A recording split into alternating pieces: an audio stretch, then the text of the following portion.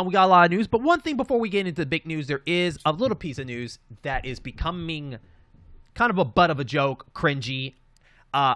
We talked about it, but I do want to talk about it on air. I want to talk about, I think it happened a couple days ago. By the time you listen to this, it'll probably be maybe like a week ago, maybe, depending if you found out now. There's a game that Square has been working on for a while, and it has been delayed.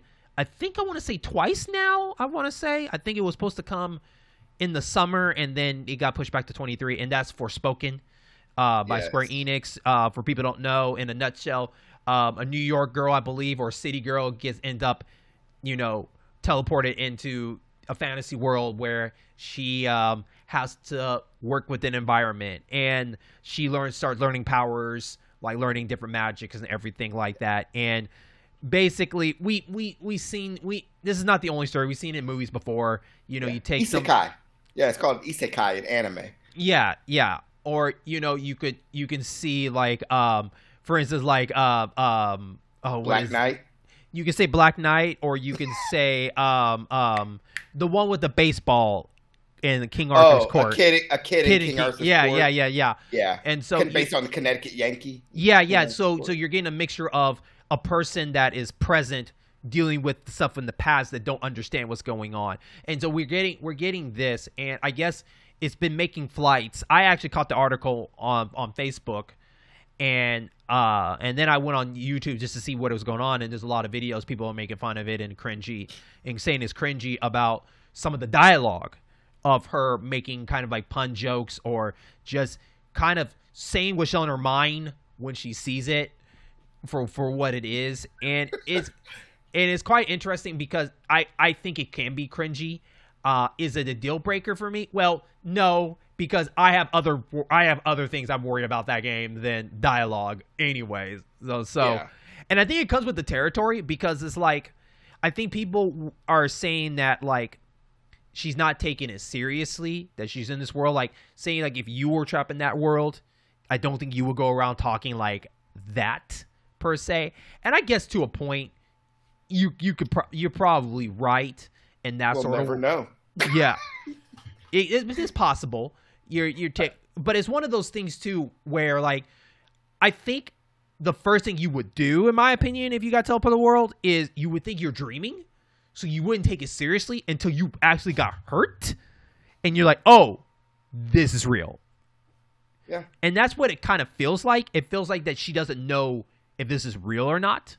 Or it's almost like the Alice in Wonderland. Like, did she really go to that world, or was it a dream? We'll never know.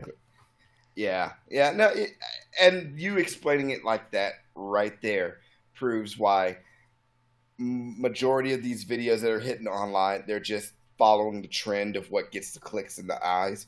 I mean, it makes sense. That's how you do it. But the rest of them who are actually outraged are being silly.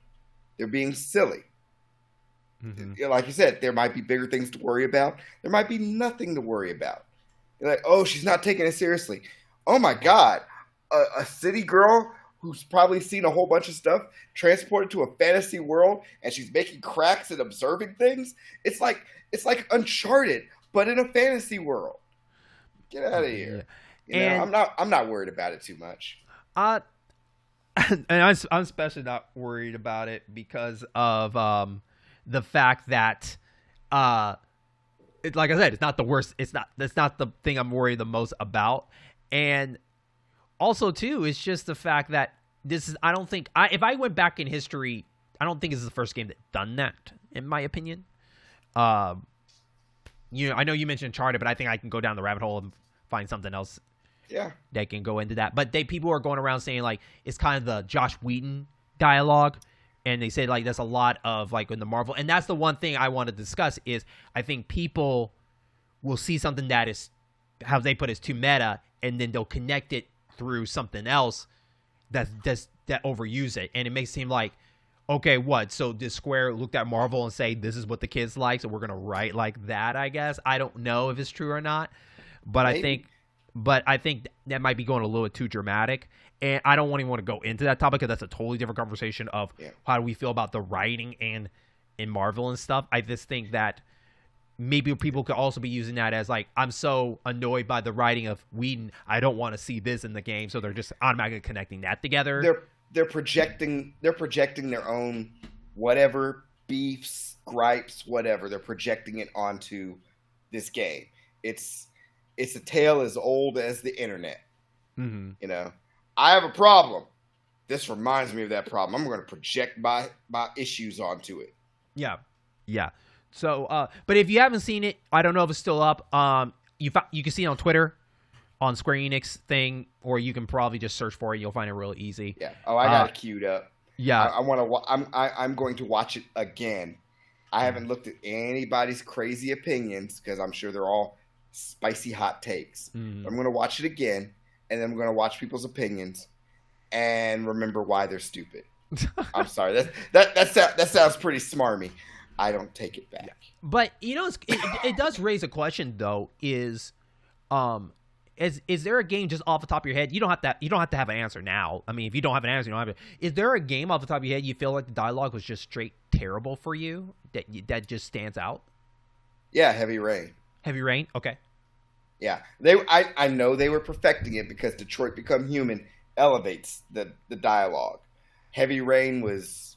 I mean, you saw the memes, not just the ones where the father's yelling for his son, but just the dialogue just felt stiff, very stiff. Mm-hmm. You know, aside from that, we'd have to go back to the 16 and 32-bit era when they 16-bit era because, you know, technology limitations. 32-bit era and full motion video when they weren't invested in the voice acting and the acting. Mm-hmm. I'm not going to pick on Night Trap because Night Trap had its moments, but yeah, you've heard some dialogue from 32 PlayStation and Saturn games that was like, ooh, God, why? Mm-hmm. You know? I would say Sonic games don't have the best dialogue. Yeah, I'm willing. Part of my bias is willing to give it a pass because it's like it's Sonic. But are you talking about the Dreamcast ones? I would say Sonic Adventure stands out to me. The dialogue was not the best. No, it wasn't the best. Mm-hmm. When I played it back then and even more recently, I didn't really care to. I cringed, but then I kept playing the game. Yeah. It didn't make it unplayable. Yeah, I don't think there is a game I stopped playing due to dialogue. You know what I mean? Like, it's more of like, I more care about the gameplay because I can always skip if I don't want to hear it. Well, now, back in the day, you probably had to deal with it. But nowadays, like, if you don't like dialogue, I would say like Bravely Default. Like, Bravely Default has some, not so much bad dialogue, bad choices of how people want to portray the character.